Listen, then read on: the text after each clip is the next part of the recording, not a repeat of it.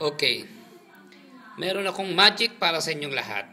Meron diyang 6 na baraha. Tingnan nyo, 6 na baraha na nasa ibabaw ng lamesa. Pumili kayo ng isang baraha.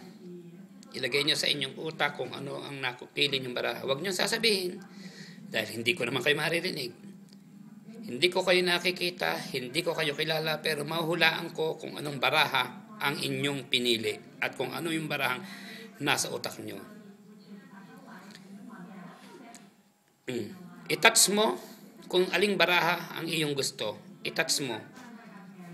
Isa lang itatouch. Okay, i-touch mo na. Ngayon, alam ko na kung anong baraha ang kinuha mo.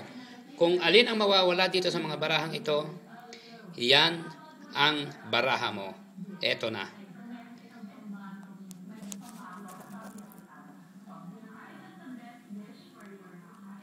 Wala na dyan ang iyong barahang pinili.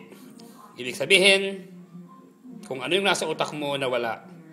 So, alam ko. Kung paano yan, hindi ko pwedeng sabihin. Secret!